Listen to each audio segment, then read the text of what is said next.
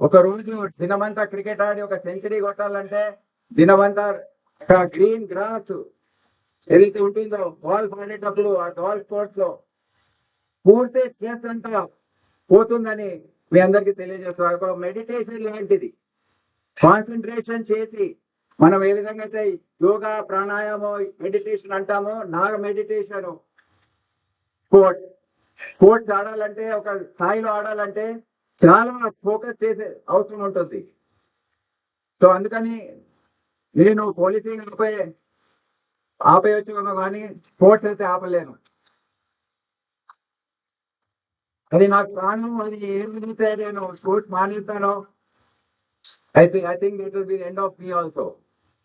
So ఆ విధంగా నాకు స్పోర్ట్స్ అంటే చాలా ఇష్టం. చిన్నప్పటి నుండి ఒక స్పోర్ట్స్ మెన్ గానే వచ్చాను. ఏదో వేరే కారణాల వల్ల పోలీసులకు వచ్చాను. నేను ఎప్పుడు కూడా పోలీసులో సివిల్ సర్వీస్ రాసి వద్దామని అనుకోలేదు.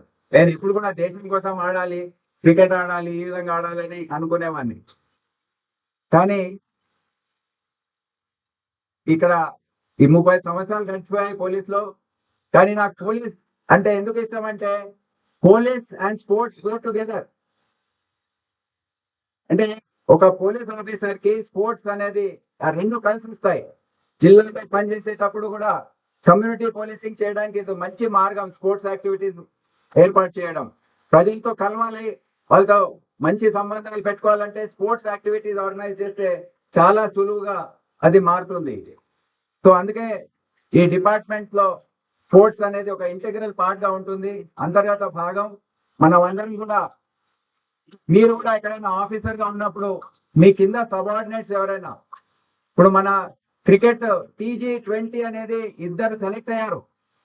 చాలా గొప్ప విషయం. మొన్న ఆప్షన్ లో ఇద్దరు, ఒక కానిస్టేబుల్, ఒక RSI, ఇద్దరు కూడా ఒక ఆప్షన్ లో వాళ్ళు సెలెక్ట్ కావడం జరిగింది.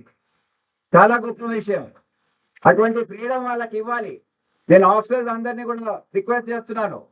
కొంతమంది ఎవరైతే స్పోర్ట్స్ లో పాల్గొనరు వాళ్ళు అనుకుంటారు sports is a waste of time అనే భావం వాళ్ళలో ఉంటుంది, ఆలోచన వాళ్ళలో ఉంటుంది. స్పోర్ట్స్ ఎంకరేజ్ చేయరు, ఏదో టైం వేస్ట్ అనుకుంటారు.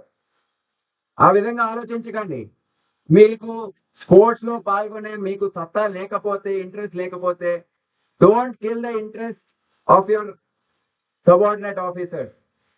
This is my request. చాలా మందిని చూశాను, మీకు అలవాటు లేకపోయినా, మీకు నచ్చకపోయినా, don't kill the enthusiasm of your officers. as long as they don't neglect the job.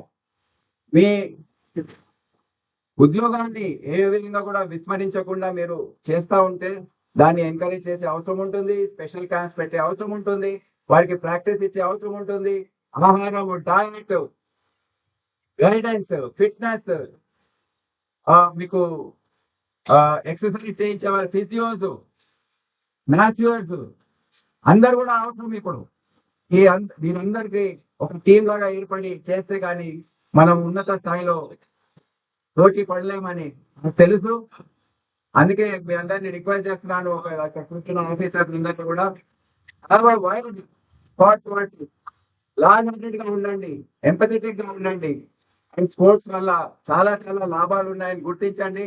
అందరినీ కూడా ఎంకరేజ్ చేయాలని ఇక్కడ వచ్చిన అథ్లీట్స్, స్పోర్ట్స్ మెన్ అందరినీ కూడా నేను రిక్వెస్ట్ చేస్తున్నాను. పోటీ పడండి.